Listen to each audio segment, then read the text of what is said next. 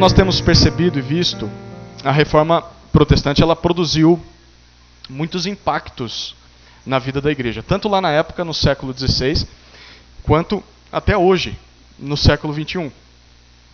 Por isso, um dos lemas que foi cunhado depois da reforma e foi adaptado de uma frase de Agostinho de Hipona foi a sentença em latim.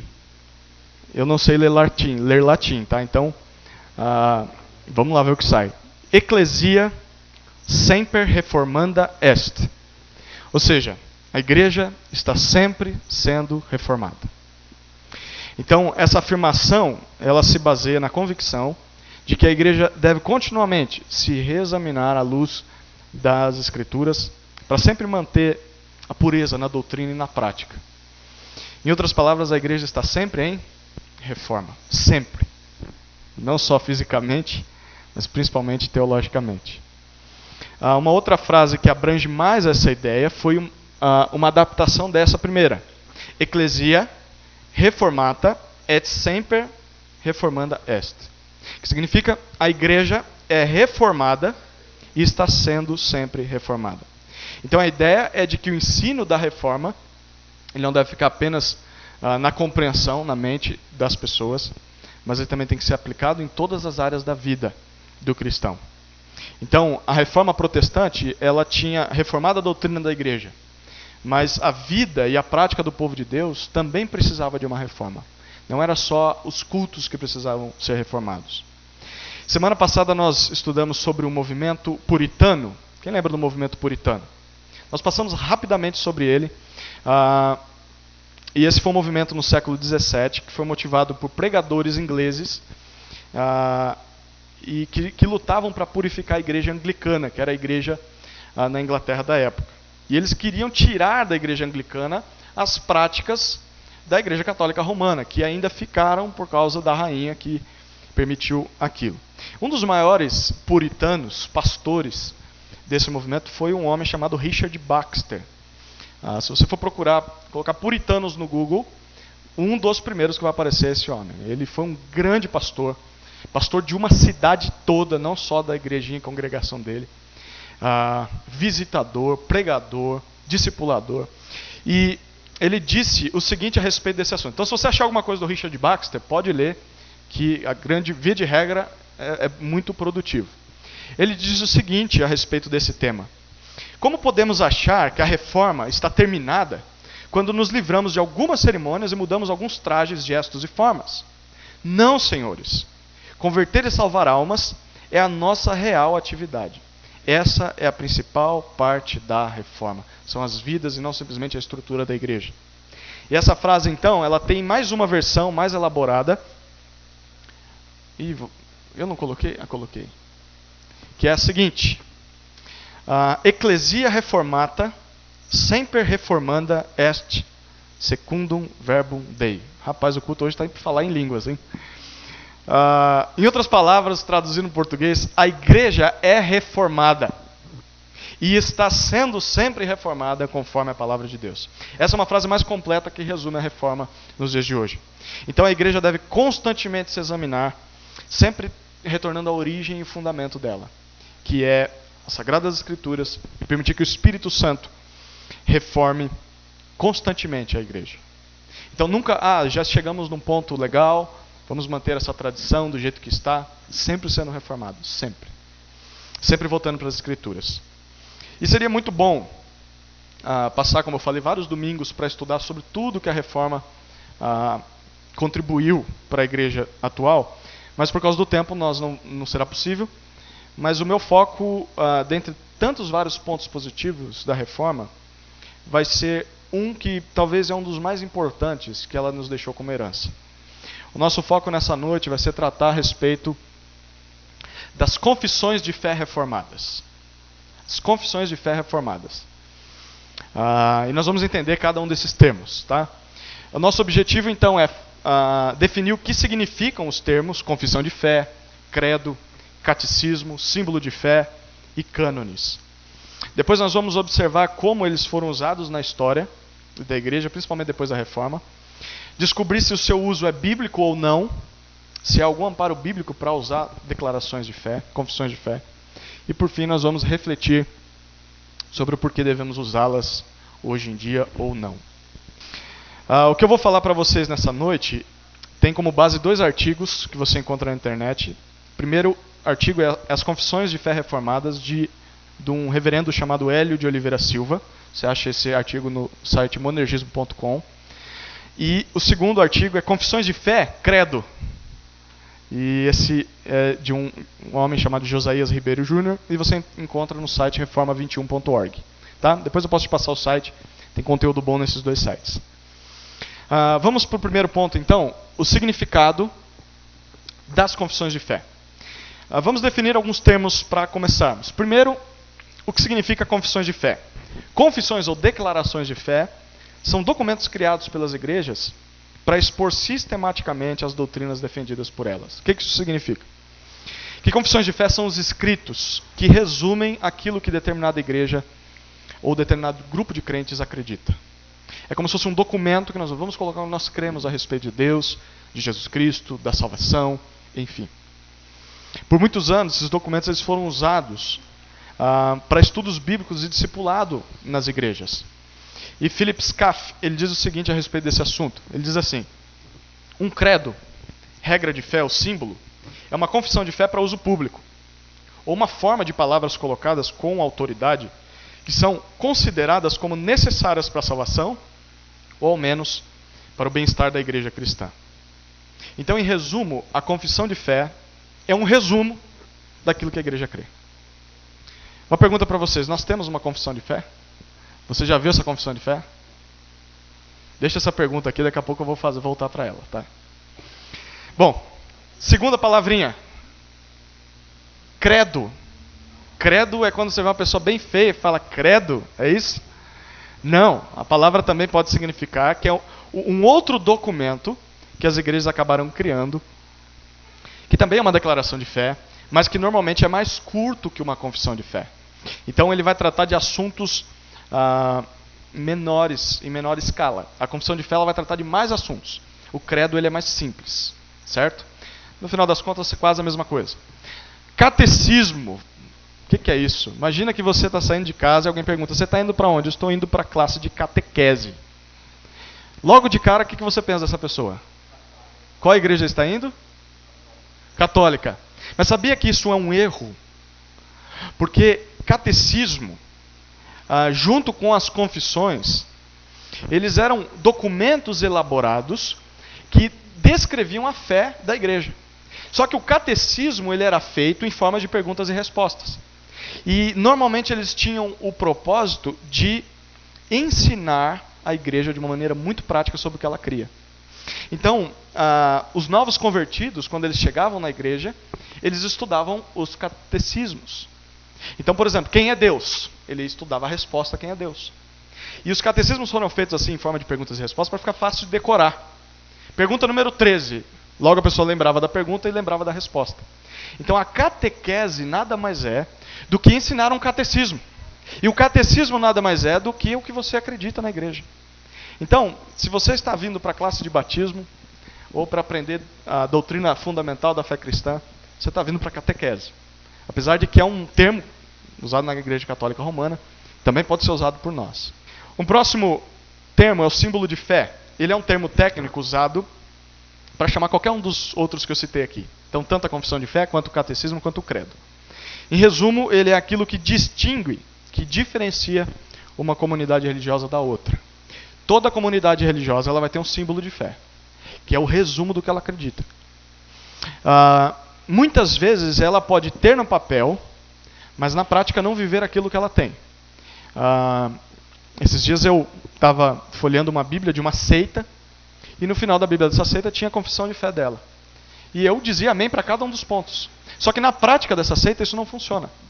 Então, o símbolo de fé pode ser um documento, mas nem sempre é o documento. Às vezes sai do documento. E aqui que entra o que eu ia falar, é que toda igreja ela tem uma confissão de fé. O que nós vamos chamar de igreja confessional. Uma igreja que confessa alguma coisa a respeito do que crê. Então toda igreja tem. E você, mesmo que não saiba, você tem uma confissão de fé. A diferença é se essa confissão está escrita ou não está escrita. Porque no final das contas você acredita em algumas coisas. Você tem uma confissão de fé. E nós como igreja, nós acreditamos em algumas coisas. Pode não estar escrito como um resumo, mas está escrito na prática, naquilo que nós fazemos. Isso também é chamado de símbolo de fé. Tem mais um elemento, que são os cânones. Trata-se do nome dado para as decisões oficiais dos concílios. Os concílios eram reuniões entre os líderes da igreja e aquelas reuniões geravam conclusões. E essas conclusões mostravam a posição da igreja quanto a algum assunto teológico. Um exemplo são os cânones de Dort. Foi uma reunião realizada na cidade de Dort e ali eles concluíram algumas coisas. Os cânones de Dort são o resultado dessa reunião. Ficou claro? Em resumo, confissões de fé, credo e catecismo são resumos daquilo que a igreja crê.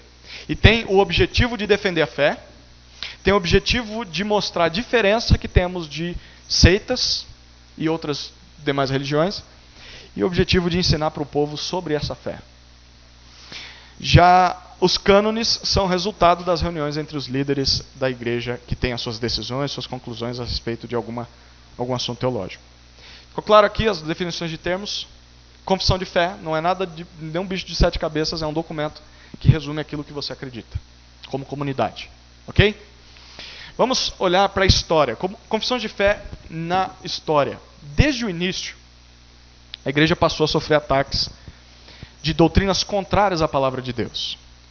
E por isso surgiu a necessidade de constituir o que nós chamamos de credo, como nós vimos, né? As declarações resumidas das doutrinas cristãs mais básicas. E dentre os credos mais famosos, nós temos um primeiro, que é o credo dos apóstolos. Popularmente ele é atribuído aos apóstolos. Há dúvida se foi os apóstolos que escreveram ou se foram os seus seguidores, mas por volta do século II, um homem chamado Tertuliano, ele usava esse credo e atribuía ele aos apóstolos. E ele era usado para combater o gnosticismo, que era uma heresia que estava muito popular na época, que atacava quem Jesus era, atacava quem Deus é, a salvação, enfim. E olha o que ele diz. O credo dos apóstolos diz assim: Creio em Deus, Pai Todo-Poderoso, Criador dos céus e da terra, e em Jesus Cristo, seu único Filho, nosso Senhor, o qual foi concebido por obra do Espírito Santo. Nasceu da Virgem Maria, padeceu sob o poder de Pôncio Pilatos, foi crucificado, morto e sepultado. Desceu ao Hades, ressuscitou ao terceiro dia, subiu ao céu e está sentado à mão direita do Deus Pai Todo-Poderoso, de onde há de vir para julgar os vivos e os mortos. Creio no Espírito Santo, na Santa Igreja Católica. Lembra, católica que é universal, a igreja mundial do mundo todo. Na comunhão dos santos, na remissão dos pecados, na ressurreição do corpo e na vida eterna. Amém. Ele é bem abrangente, né? Trata temas fundamentais para a fé cristã. Esse é o credo dos apóstolos. Um outro credo antigo é o credo niceno, que foi formulado na cidade de Niceia em 325 d.C., terceiro século depois de Cristo, caminhando para o quarto século, com o objetivo de combater as heresias antitrinitarianas. Antitrinitarianas é contra a Trindade. Então, as heresias começaram a falar: não, Jesus não é Deus, Deus não é três, Deus também não é o mesmo com o Filho, Deus Pai não é o mesmo com o Filho, com o Espírito. Então, as heresias pregadas por um homem chamado Ário, o arianismo, estava atacando a igreja, e eles fizeram esse concílio para resolver essas heresias. E olha que interessante, você percebe que cada credo ele combate a heresia da época. Então, o credo dos apóstolos não tratou questões de línguas, questões da Trindade em si. Você vai ver que o credo de Niceia ele vai tratar justamente a questão da Trindade. Olha a ênfase deles, é um pouco maior. Eles dizem assim, primeiro parágrafo: creio em um Deus. Perceba, ele nem diz creio em Deus, creio em um Deus. O arianismo tirava a soberania de Deus. Deus não controla tudo. Mas ele diz: creio em um Deus todo-poderoso, Pai Todo-Poderoso, Criador do céu e da terra, e de todas as coisas visíveis e invisíveis. Segunda declaração. E em um Senhor Jesus Cristo, o unigênito Filho de Deus, gerado pelo Pai antes de todos os séculos, Deus de Deus, luz da luz, verdadeiro Deus de verdadeiro Deus, gerado, não feito, de uma só substância com o Pai, pelo qual todas as coisas foram feitas, o qual por nós homens e por nossa salvação desceu dos céus, foi feito carne pelo Espírito da Virgem Maria, e foi feito homem, e foi crucificado por nós sob o poder de Pôncio Pilatos. Ele padeceu e foi sepultado, e no terceiro dia ressuscitou, conforme as Escrituras. E subiu ao céu e assentou-se à direita do Pai, e de novo há de vir com glória para julgar os vivos e os mortos, e seu reino não terá fim. Terceira declaração, vê que a parte de Jesus é grande, porque Ário atacava Jesus Cristo. Terceira parte, e creio no Espírito Santo, Senhor e vivificador, que procede do Pai e do Filho, que com o Pai e o Filho conjuntamente é adorado e glorificado, que falou através dos profetas. E ele termina dizendo: creio na igreja una, universal e apostólica. Reconheço um só batismo para a remissão dos pecados e aguardo a ressurreição dos mortos e da vida do mundo vindouro. Você vê que em 300 anos, quantas coisas não mudam? A necessidade de você definir o que a igreja cria.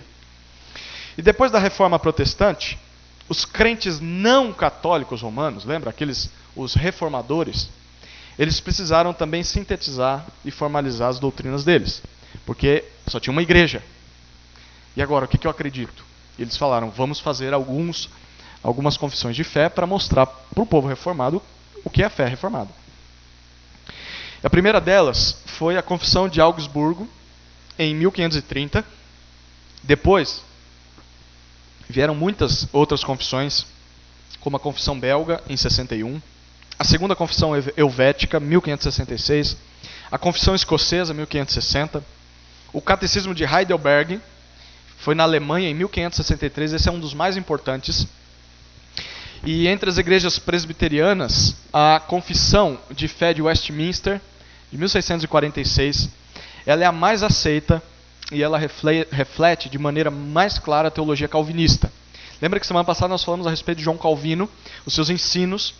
Depois dele, os seus discípulos chamaram os 5 pontos de calvinismo.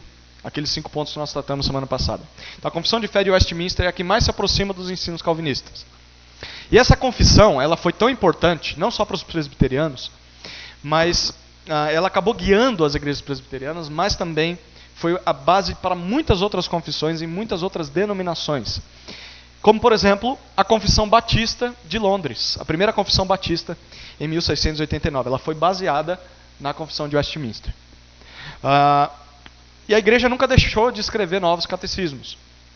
Atualmente, tem 3 documentos recentes que nós precisamos dar atenção. O primeiro é o chamado A União, em 1927, que foi realizado em Lausanne, nessa época. A segunda é interessante, essa declaração de Barmen, ela foi feita em 1934, foi feita pela igreja confessante alemã, lembra a igreja que confessa a fé reformada, e foi feito diante do crescimento do nazismo. Então, se você for ler a declaração de Barmen, ela vai atacar as posições de Hitler e dos nazistas. Interessante, eles se posicionaram contra o nazismo. E o terceiro, o Pacto de Lausanne, em 1974, mais recente, trata das questões teológicas e sociais daquela época. Hoje em dia, você vai concordar comigo que a prática de confessar ou declarar a fé, ela tem sido cada vez menos comum nas igrejas. Sim ou não? Uma grande mostra disso é que talvez é a primeira vez que você está ouvindo a falar a respeito de confissão de fé. Sim ou não? Ou uma das. Né? É interessante isso. Eu vou pegar alguns exemplos. A pessoa ela começa a participar de uma igreja sem ao menos questionar, ou sem ao menos ser questionada a respeito do que a igreja acredita ou o que ela acredita. Então a pessoa participa, não, vai chegando aí, e ela se torna membro, às vezes começa a servir na igreja, ser líder na igreja, pastor na igreja, e não sabe o que a igreja acredita, e nem a igreja sabe o que ele acredita. Poucas pessoas levam a sério essa questão. E é por causa disso que muitas pessoas de maneira bem prática, elas não sabem diferenciar uma igreja e outra. Então, por que existe uma igreja batista, uma presbiteriana, a Assembleia de Deus, a metodista? Por que existe a Deus é Amor, a Universal? Qual que é a diferença dessas igrejas? É a falta de saber o que é uma confissão de fé que faz a pessoa não entender. E isso também faz a pessoa não entender o que é uma igreja bíblica e uma seita. Então, por exemplo, a pessoa chega numa igreja reformada e ela não se questiona a respeito da confissão de fé. Aí ela sai dessa igreja e vai para a Testemunha de Jeová e ela não consegue ver a diferença.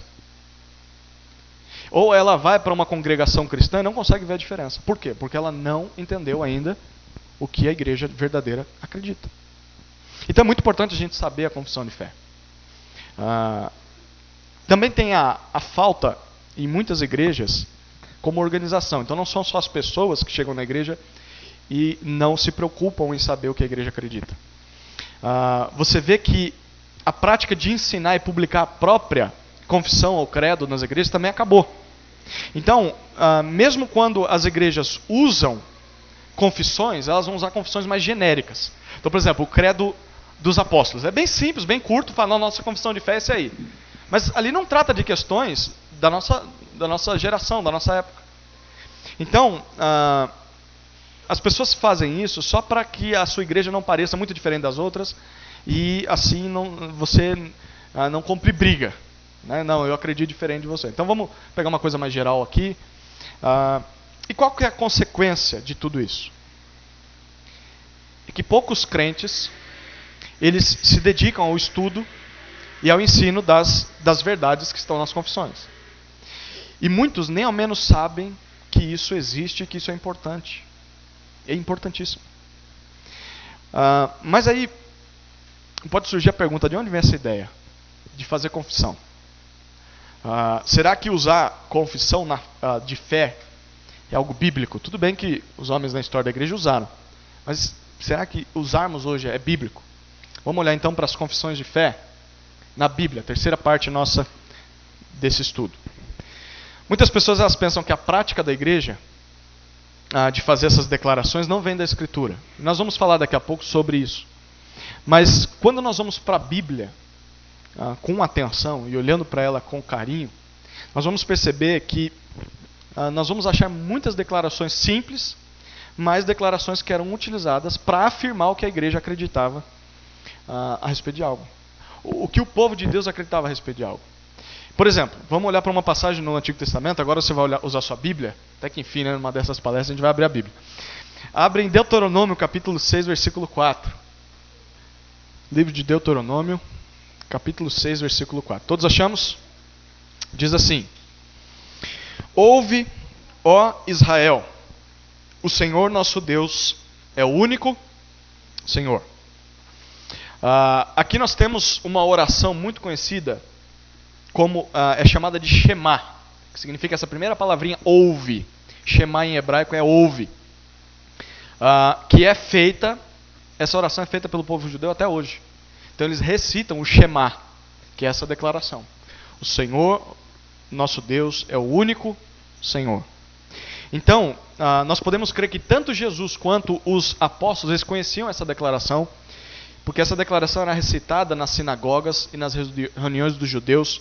A cada domingo, a cada sábado, ela era recitada nas sinagogas.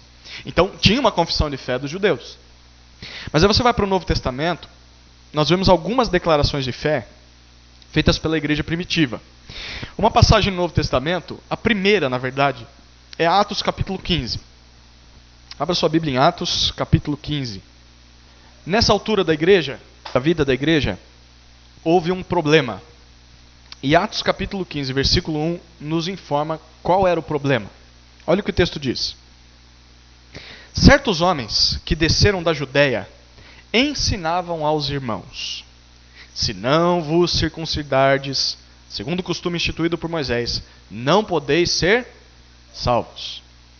Então alguns judeus, que se diziam cristãos, o que eles fizeram? Eles afirmavam que a pessoa só ia ser salva se ela cresce em Jesus. Mas, não só isso era suficiente. Era crer em Jesus e cumprir a lei de Moisés mais especificamente se circuncidar. Olha que interessante, né? Não, crer em Jesus sim, mas olha, não é suficiente.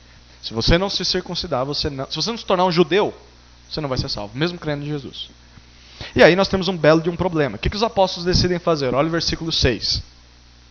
Os apóstolos e os presbíteros, os pastores, reuniram-se para considerar o assunto. Nós temos aqui o primeiro concílio da igreja, a primeira reunião entre os pastores que existiam na época. E a decisão, olha os versículos 19 a 21. Olha como foi a decisão. Por isso, penso que não se deve perturbar os que dentre os gentios se convertem a Deus, mas escrever a eles que se abstenham das contaminações dos ídolos, da imoralidade, da carne de animais sufocados e do sangue. Porque desde tempos antigos, em cada cidade, Moisés tem homens que o preguem, e é lido a cada sábado nas sinagogas. A decisão desse concílio foi a seguinte: não, o gentio ele não precisa se circuncidar, ele não precisa guardar a lei de Moisés. Mas, para não escandalizar os judeus, porque todo judeu está de acordo com esses costumes, e para não praticar o paganismo, porque as práticas que eles proíbem eram muito envolvidas com o paganismo, os gentios, que antes eram pagãos, eles deveriam se abster dessas práticas, de algumas práticas específicas. Esses 3 itens aí. E esse documento, olha que interessante, a partir do versículo 22 até o 29. O que eles fizeram, eles escreveram isso, e olha o que eles fizeram depois. Então pareceu bem aos apóstolos e aos presbíteros, versículo 22, com toda a igreja, olha que legal, todos os crentes concordando, escolher homens dentre eles e enviá-los a Antioquia com Paulo e Barnabé, levando esse documento. Foram escolhidos Judas, chamado Barsabás, e Silas, homens influentes entre os irmãos. E por intermédio deles mandaram essa carta. Olha a carta o que ela dizia. O resumo do primeiro concílio da igreja.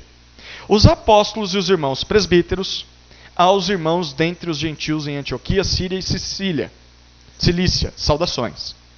Desde que soubemos que alguns dos nossos, os quais não enviamos, vos têm perturbado com palavras, confundindo-vos a mente, pareceu-nos bem, tendo chegado a um acordo, escolher alguns homens e enviá-los com os nossos amados Barnabé e Paulo, homens que têm arriscado a vida pelo nome de nosso Senhor Jesus Cristo. Enviamos, portanto, Judas e Silas, os quais também vos anunciarão as mesmas coisas de viva voz. Porque pareceu bem ao Espírito Santo e a nós não vos impor maior encargo, além dessas coisas necessárias. Que coisas? Que vos abstenhais da carne de animais sacrificados aos ídolos, do sangue, da carne de animais sufocados e da imoralidade sexual. São 4 itens, eu falei 3, né? Fareis bem se vos guardardes dessas coisas. Fazemos votos de que esteja tudo bem entre vós. Esse foi o primeiro cânone, vamos dizer assim, resultado da reunião que eles tiveram, combatendo a heresia dos judaizantes que estavam dizendo, tem que ser circuncidado, senão não é salvo. Esse é um exemplo, ok? Segundo exemplo, tinha também na igreja primitiva uma mensagem que era passada de apóstolo para apóstolo e de crente para crente. Paulo diz isso lá em 1 Coríntios 15. Vamos abrir lá. Versículos 3 e 4. Diz assim: porque primeiro vos entreguei o que também recebi. Cristo morreu pelos nossos pecados, segundo as Escrituras, e foi sepultado, e ressuscitou ao terceiro dia, segundo as Escrituras. O que Paulo está dizendo aqui? Um dia eu recebi isso. O que eu fiz com esse conteúdo? Eu entreguei para vocês também. Então era uma mensagem passada de mão em mão pelos cristãos. Qual era essa mensagem? Cristo morreu pelos nossos pecados, primeiro. Segundo, ele ressuscitou, foi sepultado, perdão. E terceiro, ele ressuscitou no terceiro dia. Tudo isso segundo as Escrituras. Era uma declaração de fé básica do Evangelho, passada de pessoa para pessoa. E Paulo vai citar outra declaração também de fé da igreja primitiva. Em 1 Timóteo, capítulo 3, versículo 16. Não é João 3,16, mas é 1 Timóteo 3,16. Sem dúvida, grande é o mistério da fé, ou o mistério da vida piedosa, da piedade. Qual que é esse mistério? Aquele que se manifestou em carne foi justificado no Espírito, visto pelos anjos, pregado entre os gentios, crido no mundo e recebido acima na glória. Essa era uma outra declaração da fé. É o mistério da fé que Paulo diz, mistério da piedade. Era um resumo também do que a igreja cria naquela época. João, olha o que ele diz lá em 2 João. 2 João não tem capítulo, são só versículos. Então caminha mais ainda para o final da tua Bíblia. Segunda carta de João, do apóstolo João, versículos 9 e 10. Olha que fantástico o que ele diz nesses dois versículos. 2 João 9 e 10. Achamos? Diz assim: todo que vai além do ensino de Cristo e não permanece nele, não tem Deus. Quem permanece no ensino, que ensino é esse? O ensino de Cristo, que ele acabou de falar. Esse tem tanto o Pai como o Filho. Olha agora que legal. Se alguém vem vos visitar e não traz esse ensino, não o recebais em casa, nem o cumprimenteis. Rapaz.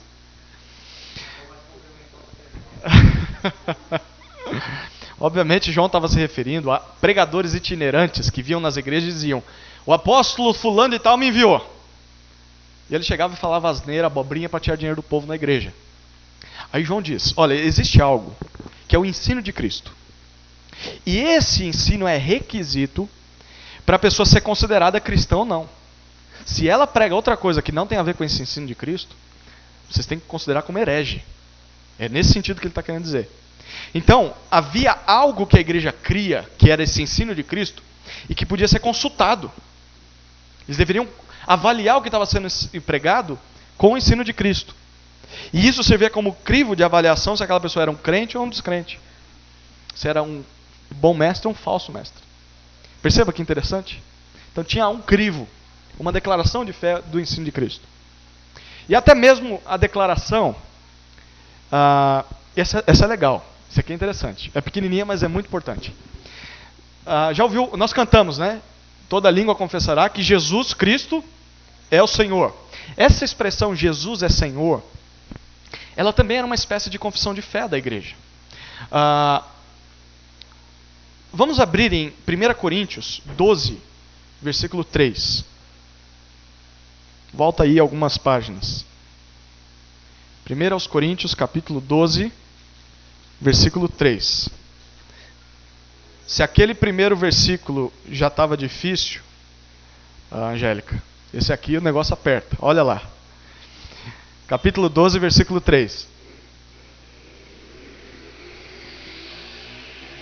O que diz? Portanto, vos declaro que ninguém, falando pelo Espírito de Deus, pode dizer: anátema Jesus, ou maldito seja Jesus. E ninguém pode dizer: Jesus é Senhor, a não ser pelo Espírito Santo. Jesus é Senhor, você só diz se de fato é cristão. Se de fato o Espírito Santo está naquela pessoa.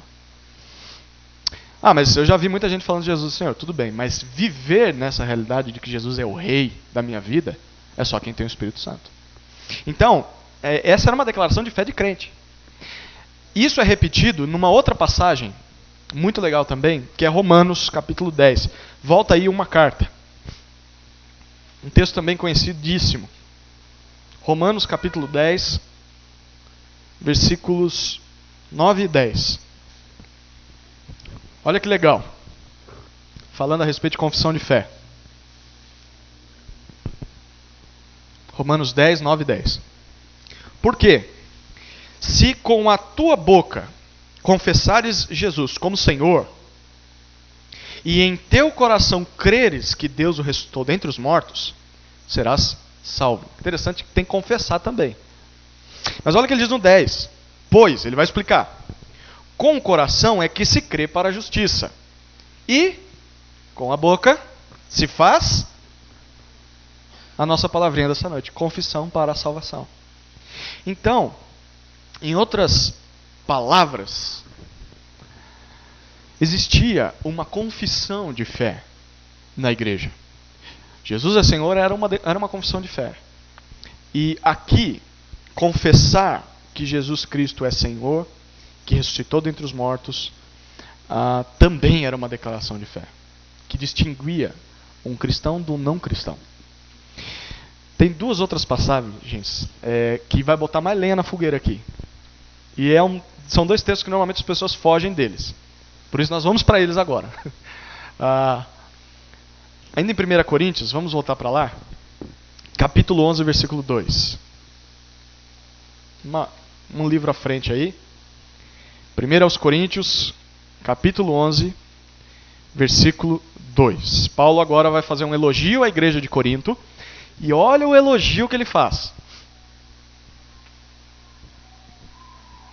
Olha o que ele diz. Todavia, quero que saibais que Cristo é o cabeça...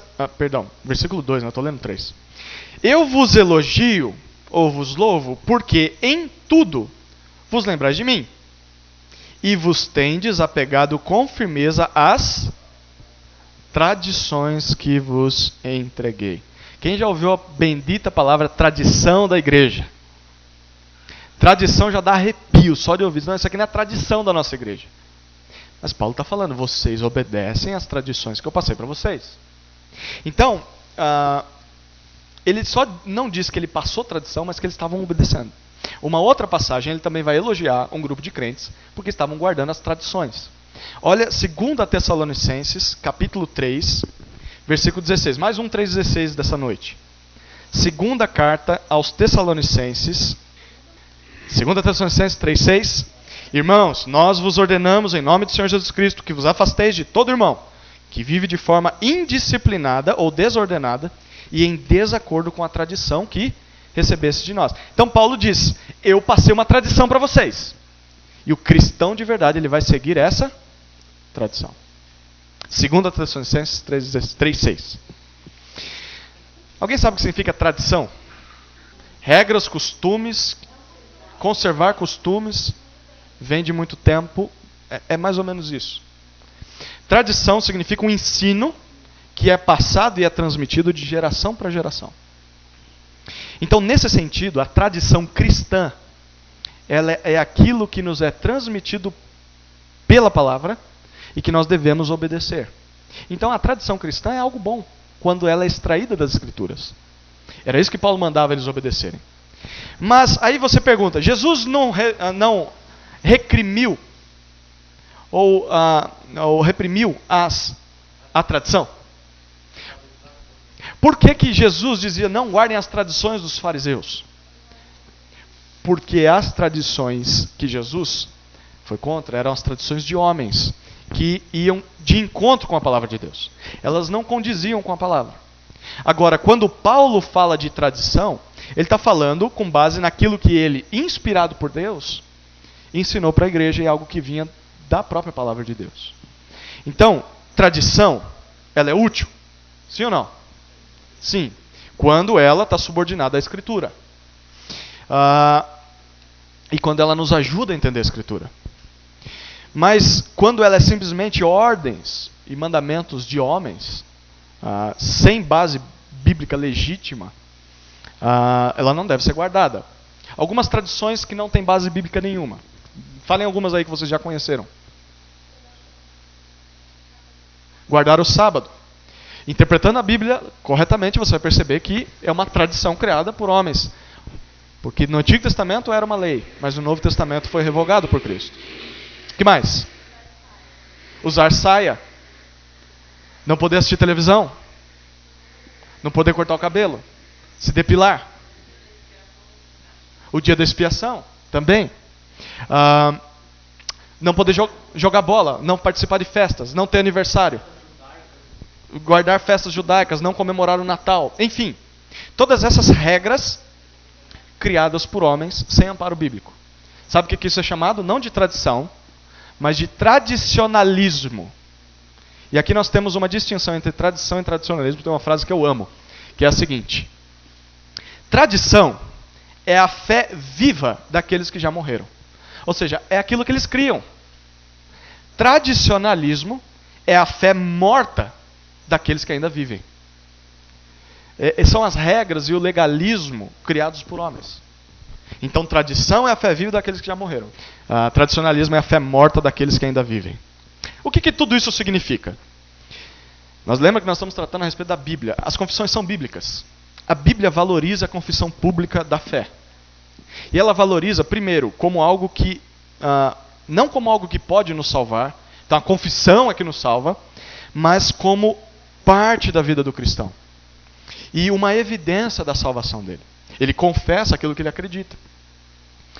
Então, você lembra, esse evento todos nós lembramos. Ele é fácil de ilustrar esse ponto. Quando Pedro nega Cristo por 3 vezes. Lembra? Quando Jesus é preso, ele está diante do Sinédrio, sendo julgado à noite. E Pedro está ali no pátio só observando. E ele é confrontado por algumas pessoas. E ele nega, não conheço esse homem. Por 3 vezes ele faz isso. Jesus, ele deixou bem claro a necessidade de nós confessarmos publicamente a nossa fé nele. Mateus 10, 32 e 33, olha o que diz. Portanto, todo aquele que me confessar diante dos homens, eu também o confessarei diante de meu Pai que está no céu. Mas aquele que me negar diante dos homens, eu também o negarei diante de meu Pai que está no céu. Então, quando Pedro nega Cristo, ele está negando, ele não está confessando que era um discípulo de Cristo, que cria em Jesus. Pedro não fez isso a princípio, mas depois ele se arrepende, quando Jesus ressuscita. E, na verdade, se arrepende na hora, que ele chora amargamente. E ele morreu como um confessante. E morreu como um crente em Jesus Cristo. Então, no final da vida de Pedro, ele confessou a Cristo. Por isso que morreu, assassinado. Em resumo, confessar publicamente a fé que nós temos em Cristo é parte fundamental do cristianismo bíblico.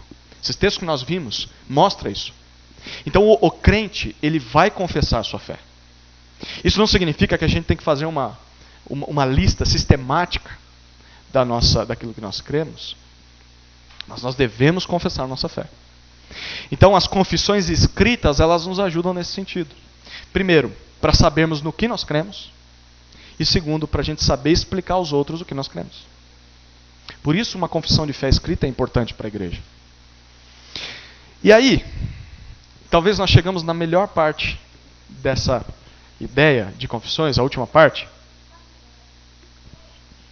que são as confissões de fé para nós hoje. Eu quero primeiro tratar de objeções que as pessoas levantam para não usar confissões na igreja. Então algumas pessoas elas vão dizer, nós não vamos usar, vocês não devem usar confissões de fé por esses motivos. Primeiro, eles dizem, as confissões tomam o lugar da Bíblia. Então, se você cria uma confissão de fé, ela vai ficar acima da Bíblia e as pessoas vão acabar, ao invés de consultar a Bíblia para ver o que Deus pensa, vão para a confissão. Isso é comum, já vou citar alguns exemplos, mas é verdade também que isso aconteceu várias vezes na história da igreja. Por exemplo, os credos da Igreja Católica Romana, lembra? A autoridade maior não era a Bíblia, era o Papa. Depois vinham os credos e as confissões. E depois, que era a tradição, e depois vinha a Bíblia. Então, alguns momentos da história da Igreja, as confissões tomaram um papel mais importante do que a Bíblia. E acabaram se tornando doutrinas inquestionáveis. Mesmo quando a confissão ia de encontro com a Bíblia e discordava da Bíblia, ficavam com a tradição, com a confissão. Lembra que a gente falou sobre isso já aqui a respeito da reforma. Mas esse não é o caso das confissões de fé reformadas, que foram feitas para purificar a prática da igreja da época do século XVI. Essas confissões de fé reformadas, elas nunca foram colocadas pelos reformados como palavra de Deus ou acima da palavra de Deus. O que elas eram? Para a gente entender como a reforma vê as confissões de fé, a gente precisa entender uma diferença entre 2 termos latinos. Vamos aprender mais um pouco de línguas aqui. Vamos falar em línguas hoje. 2 termos latinos, norma normans e norma normata. O que isso significa? Primeiro, norma normans significa a regra que regula. Ou seja, a autoridade final sobre todas as questões teológicas. Então, para os protestantes, a norma normans que é a maior autoridade sobre tudo, qual que é? A Bíblia. Então a norma normans do protestante é a palavra de Deus. Agora, tem uma diferença entre a norma normans e a norma normata. Norma normata é a regra que é regulada. Ou seja, é aquilo que é criado pelo homem baseado na Bíblia. Então são as confissões. Elas são reguladas pela palavra. Então elas estão debaixo da Bíblia. Quando você quer ter a autoridade final, você vai para a Bíblia. Ela simplesmente fala do que a Bíblia ensina. Deu para pegar a ideia? Norma normans, que normatiza. Norma normata, ela é normatizada, ela é regulada pela norma normans. Norma normata. Bom, dentro dessa perspectiva, o segundo, a norma normata, então as confissões, elas podem ser revisadas, elas podem ser mudadas à medida que o entendimento bíblico vai aumentando. Então Lutero foi assim. Quando Lutero colou as 95 teses na porta da igreja lá em Wittenberg, ele ainda acreditava em muita coisa do que a Igreja Católica Romana acreditava. A teologia dele foi melhorando ao longo do tempo, quanto mais ele estudava a Bíblia. No final da vida dele, ele escreveu algumas confissões muito melhores do que as teses. Uma teologia muito mais saudável. Então as confissões, elas podem e devem ser alteradas à medida que você vai crescendo em conhecimento bíblico. Então vamos supor, a gente faz uma confissão de fé aqui nessa igreja. Daqui 10 anos, ela precisa ser revisada. Talvez nós aprendemos coisas novas das Escrituras e precisamos incluir ali, ou tirar alguma palavra que não estava muito clara. Então, a confissão, a norma normata, ela pode ser alterada. Agora, a norma normans, que é a regra final, ela nunca muda, porque ela é a Bíblia. Ela é a maior autoridade, ponto final. Então, não é o Papa, não é o padre, não é o pastor, não é a experiência, ou qualquer outro documento que é a autoridade final. A autoridade final sempre vai ser a Escritura. É isso que a Confissão de Fé de Westminster, lembra que nós falamos sobre ela aqui? Ela afirma, olha o que ela diz.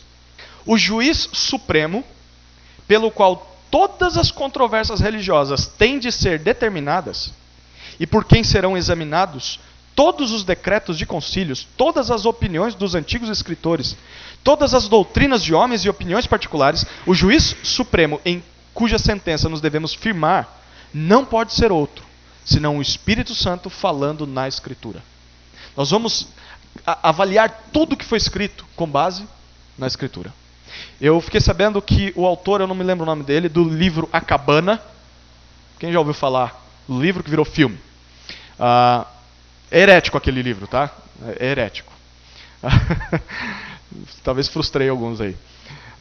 Saiu um novo livro dele, que são mentiras que nos contaram a respeito de Deus. Só de ver o índice, eu já tive nojo. Por quê? Porque eu avaliei só o índice do que ele fala ali e comparei com o que as Escrituras dizem. Então é isso que nós fazemos com livros, com filmes, com pregações, estudos, nós comparamos com as Escrituras. Não vai de acordo, eu rejeito, porque é a autoridade final das Escrituras. Pegou a ideia? Primeira objeção, então, as confissões tomam o lugar da Bíblia. Elas tomam? Não, não tomam. Segunda objeção, então, as confissões não são encontradas na Bíblia. Bom, nós já gastamos aqui mais de 20 minutos mostrando e provando que nós temos diversas passagens bíblicas, eu tive que tirar algumas ainda, que derrubam essa objeção. Terceira, as confissões deixam a fé complicada. Aquele documento cheio de declarações difíceis e tudo mais. Bom, alguns que dizem isso, eles entendem que a fé cristã é tão simples que uma criança pode entender. De fato, em certo sentido, essa frase está certa. Sim, a criança pode entender que ela é pecadora, que Jesus veio para morrer no lugar dela, que ressuscitou para perdoar seus pecados, e que se ela crê em Jesus, ela vai ser salva. Mas o próprio apóstolo Pedro, ele disse que existem coisas difíceis de compreender na própria Bíblia. Que uma criança não vai entender, às vezes o adulto não vai entender. Um apóstolo não conseguia compreender. Olha que interessante esse texto. Se você tem dificuldade em entender Paulo, não tem problema não, porque Pedro também tinha. Olha esse texto. 2 Pedro, vamos lá para o final da Bíblia aí. 2 de Pedro, capítulo 3, versículos 15 e 16. Considerai como salvação a paciência de nosso Senhor, assim como nosso amado irmão Paulo também vos escreveu segundo a sabedoria que lhe foi concedida. Está aqui tudo bem, né? Amado irmão Paulo, homem muito sábio e tal. Aí é o que ele diz. É exemplo do que faz em todas as suas cartas, falando acerca dessas coisas, da salvação, nas quais há pontos difíceis de entender, que os ignorantes e inconstantes distorcem, como fazem também com as demais escrituras para sua própria destruição. O próprio Pedro diz, é difícil de entender algumas coisas de Paulo. É difícil de entender. Então, por mais que uma confissão ela possa ser algo que intimida à primeira vista, então é uma lista com 20, 30 artigos sobre o que a igreja crê, ela acaba sendo útil para o cristão que quer encontrar uma sistematização simples das doutrinas bíblicas. Sem, por exemplo, precisar ir para uma teologia sistemática, que são livros desse tamanho. Você quer saber o que a igreja cristã acredita? Você vai para aquele livro, dá até medo de olhar para um livro desse. A confissão de fé tem o propósito de te ajudar, ao invés de você ir para um livro grandão desse, você vai para a confissão de fé, que é menor. Então, não deixa a fé complicada, pelo contrário, ajuda a entender a fé. Quarta objeção. As pessoas dizem que as confissões são uma camisa de força. Isso se baseia no fato de que aquelas pessoas que ainda acreditam que Deus tem mais a nos falar além do que Ele já falou nas Escrituras. Então, aí tem a palavra de Deus, mas não tudo. Tem coisa que Deus ainda quer falar com a gente. Isso é errado. As confissões de fé, elas se propõem somente em explicar o que a Bíblia diz. E se a Bíblia não diz, a confissão de fé também não fala desses assuntos. É legal aqui. A gente tem muita humildade de dizer, eu vou até onde a Bíblia vai. Se a Bíblia se cala, é prudente e sábio também se calar. Certo? Isso para várias questões. Então, as confissões não são camisa de força, não. As confissões provocam divisões e conflitos.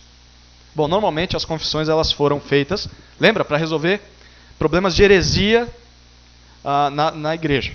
Então, no final das contas, elas tinham o propósito de causar paz entre os que creem no que a Bíblia ensina corretamente. Mas ela divide, sim.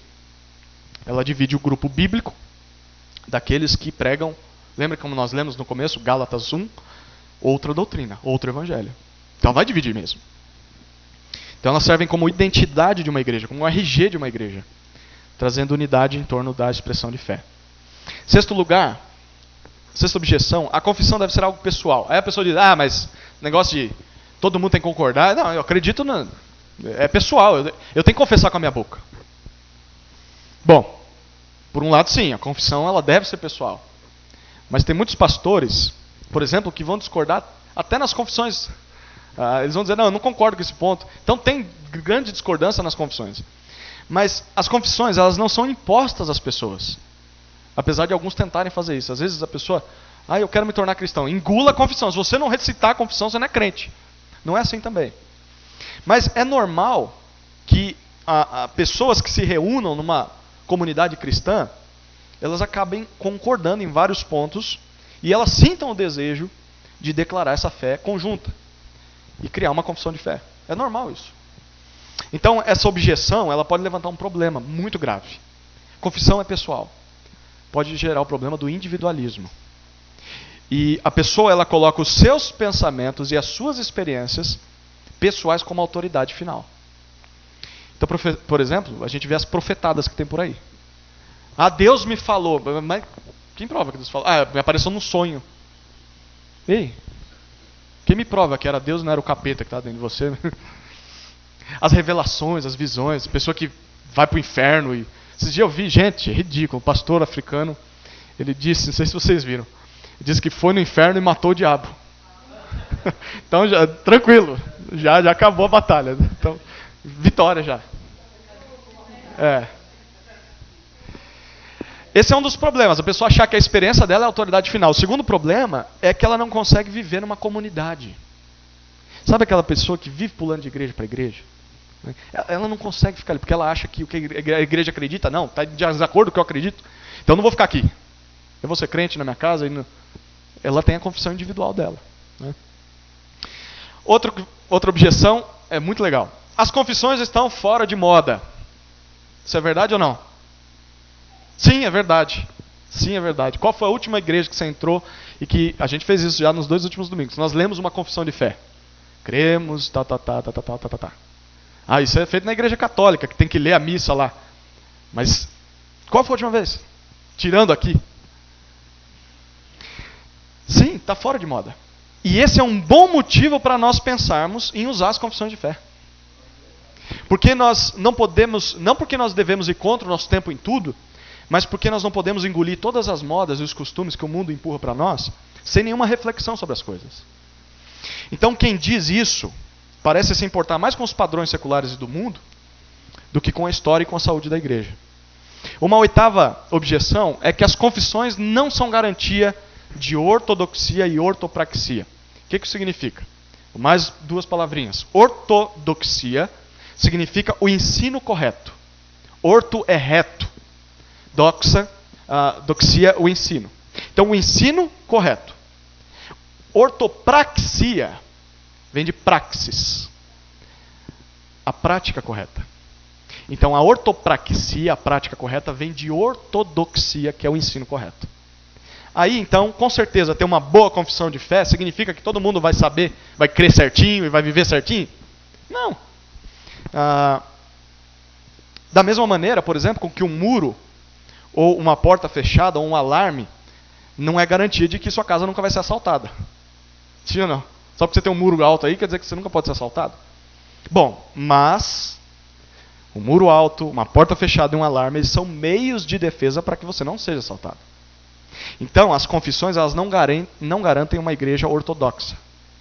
Mas eles são muito úteis para que a igreja chegue a esse objetivo. Bom, eu quero rapidamente concluir com 10 razões para usar as confissões de fé. Por que nós devemos usar as confissões de fé? Além desses motivos contrapondo as objeções. Primeiro, historicidade da fé. As confissões elas nos ligam com os nossos pais na fé. Então, em um tempo, eu vou usar um termo aqui criado por C.S. Lewis, um tempo de esnobismo cronológico, que significa desprezar o que não é novo. Ah, se é do passado, é velho, é antigo, a gente não precisa usar mais, é obsoleto. Nós temos isso nas músicas, né? Ninguém mais quer cantar corinho, hino antigo. É um esnobismo cronológico. As confissões e os credos, num tempo assim, primeiro, elas nos mostram a sabedoria das épocas passadas. E segundo, além de mostrar que nós cremos em um evangelho firmado na história. Nós não estamos num vácuo. O mundo não começou agora. Nós não criamos o cristianismo. Ele é algo que vem caminhando há mais de 2000 anos. Ele tem uma história. E quando você usa a confissão de fé, você liga com essa história. Por exemplo, o credo dos apóstolos, ele surgiu entre os primeiros cristãos, os mais próximos de Cristo, aqueles que conviveram com os apóstolos. O credo dos apóstolos era o resumo do ensino dos apóstolos. O credo niceno mostra a luta pela doutrina da Trindade. Nós só temos a doutrina da Trindade hoje porque eles lutaram lá. A confissão de Westminster lembra a devoção que os reformados tinham aos princípios bíblicos. O catecismo de Heidelberg, ele foi criado com um propósito pastoral e de ensino para os cristãos. Lembra as perguntas e as respostas que nós falamos? Então os catecismos de fé nos ligam à igreja do passado e à herança desde os tempos de Cristo. O Carlos Oswaldo dizia algo assim: nunca retire uma cerca se você não sabe para que ela foi colocada ali.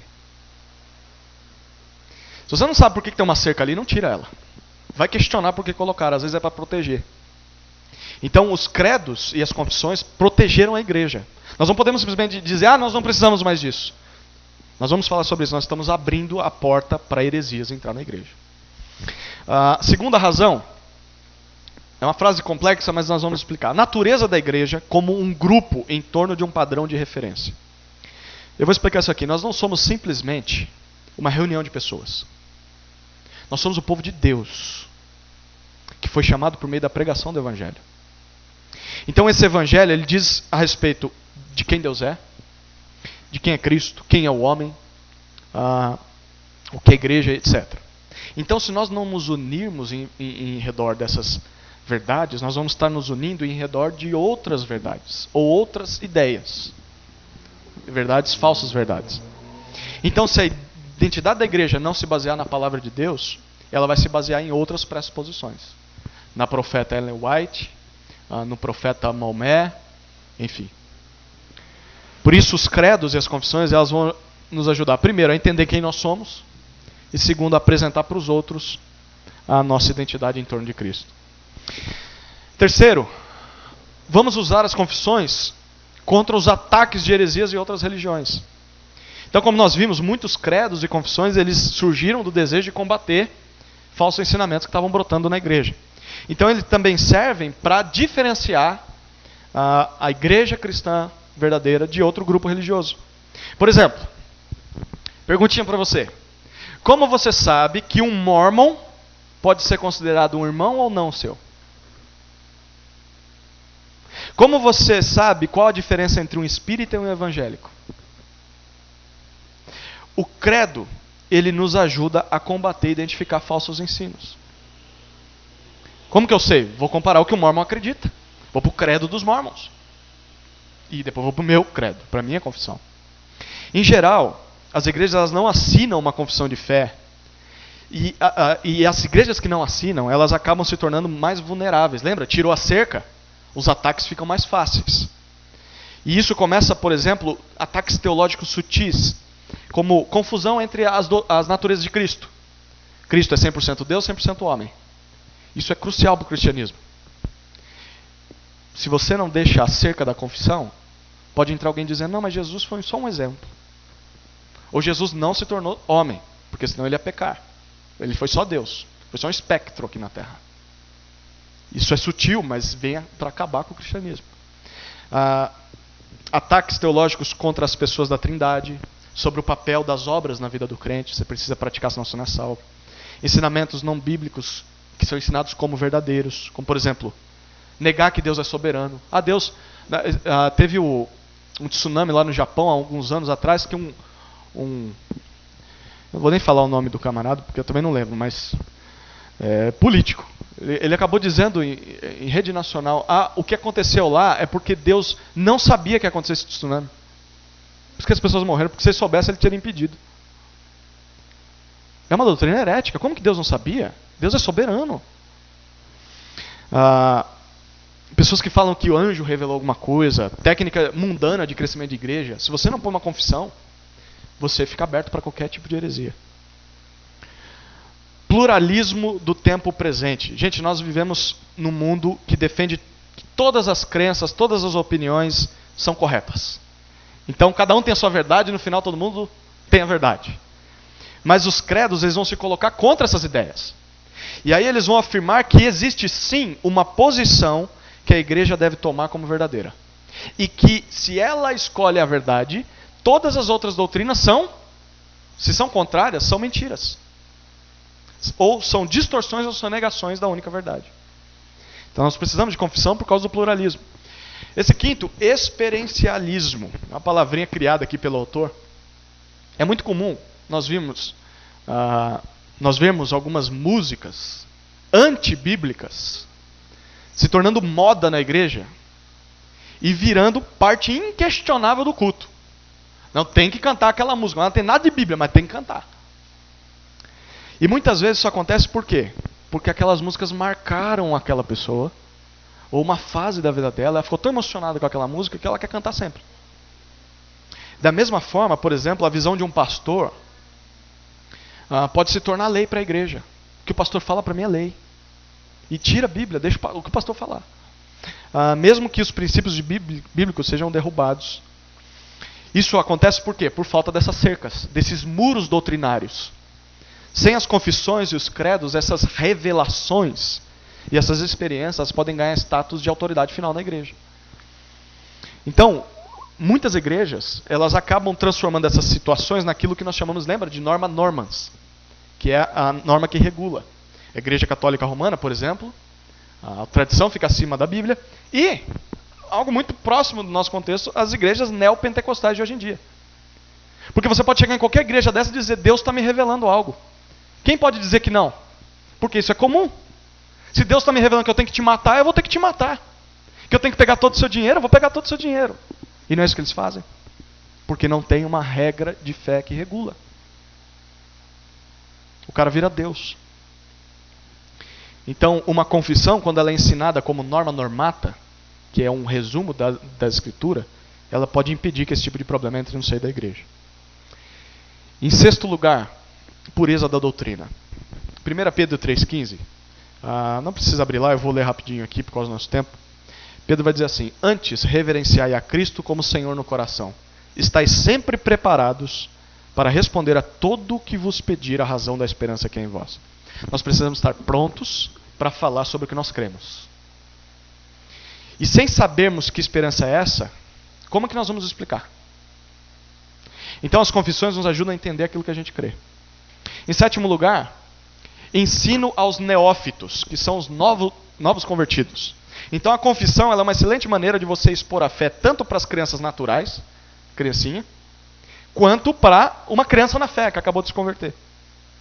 Então ela pode ser talvez um dos primeiros passos para o novo convertido aprender mais sobre salvação, para ele fortalecer a convicção, para preparar ele para testemunhar de Jesus no dia a dia, enfim. Oitavo, testemunho da fé. Uma igreja deixa claro em que ela crê e o que une ela quando ela confessa publicamente isso.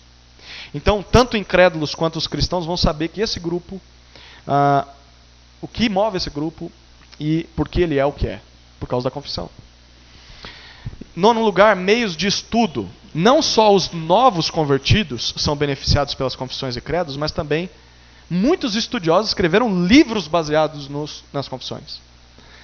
Então, até um crente há mais tempo, ele pode usar as confissões de fé reformada para, por exemplo, usar no seu tempo devocional.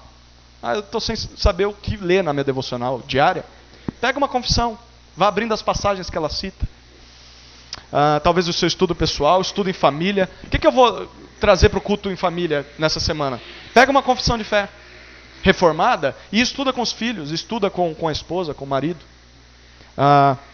É por isso que ano que vem nós vamos recitar nos nossos cultos de domingo. Eu vou usar o boletim para estudarmos a respeito do Catecismo de Heidelberg, que foi feito, lembra, com perguntas e respostas. Então nós vamos ler a pergunta e responder juntos como igreja. E vai estar no boletim, você vai poder estudar na sua casa, tirar dúvidas, me questionar, olha, por que está escrito isso aqui e tudo mais. E para as crianças também tem, viu, Jussa e Tamires? Eu consegui algumas imagens fantásticas com as perguntas, muito legal, simples de ser respondido. Bom, em último lugar, exortação e correção. Então os credos e as confissões eles podem ser usados como uma forma de ensinar as ovelhas a avaliarem o que está sendo ensinado nas Escrituras. Então, como os bereanos, que eram mais nobres que os de Tessalônica, porque eles mostravam-se interessados, quando ouviam a palavra, em observar se a palavra que eles estavam ouvindo era verdadeira. Atos 17:11 vai dizer isso. Então, não é só útil para você avaliar se o que você está ouvindo é verdade, mas também para corrigir seu pastor. Se a partir de amanhã eu chego aqui e começo a pregar algo que não está de acordo com a nossa confissão de fé, vocês usam isso como crivo para ver se eu não estou me desviando da fé. E se estou, me joguem para fora. Me exortem. Se eu não me arrepender, olha, você está de desacordo com o que você mesmo ensinou. Bom, irmãos, última palavra. Nós vivemos num tempo de indefinição teológica. E indefinição doutrinária também. E nós vivemos nesse tempo por causa do abandono dos credos e das confissões.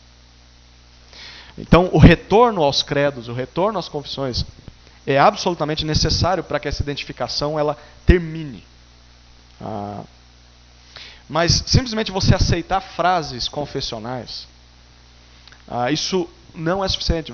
Isso tem que conduzir a você a uma vida prática, de viver aquilo que você crê. Uma vida cheia de amor pela palavra de Deus e com um santo temor, uma santa reverência ao autor da palavra. Em resumo, a leitura e a meditação do conteúdo das confissões devem nos levar à Escritura, devem nos fazer amar a Escritura e, amando a Escritura, amar o autor da Escritura. Amém?